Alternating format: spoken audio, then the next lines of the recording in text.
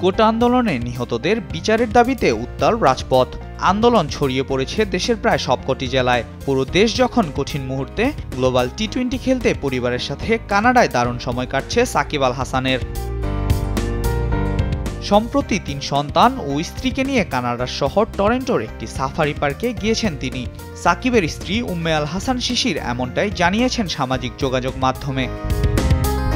তবে সাকিবের এই আনন্দ উৎসবে ক্ষুব্ধ প্রতিক্রিয়া জানিয়েছেন তার ভক্ত সমর্থকরা। সামাজিক যোগাযোগ মাধ্যমে তীব্র সমালোচনার ঝড় বইছে। দেশে কোটা সংস্কার আন্দোলন সহ নানা ইস্যুতে উত্তেজনা বিরাজ করছে। এমন সময়ে সাকিবের হাসি খুশি ছবি মেনে নিতে পারছেন না আন্দোলনকারীরা। কোটা সংস্কার আন্দোলন ইস্যুতে এখন পর্যন্ত কোনো বক্তব্য দেননি দেশের ক্রিকেটের সবচেয়ে বড় তারকা ও মাগুরা 1 আসনের সংসদ সদস্য সাকিব আল হাসান। মাশরাফি বিন মর্তুজার মতো এই ইস্যুতে সাকিবও নীরব।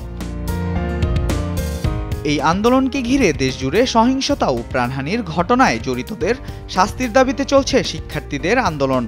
আন্দোলনের সঙ্গে সংহতি জানিয়েছেন শিক্ষক, শিল্পী, অভিনেতা, কবি, সাহিত্যিকরা। বিভিন্ন পেশাজীবীদের পাশাপাশি অনেক ক্রিকেটারও এতে মৌন সমর্থন জানিয়েছেন সামাজিক যোগাযোগ মাধ্যমে। কিন্তু ব্যতিক্রম থেকে যান সাকিব আল হাসান।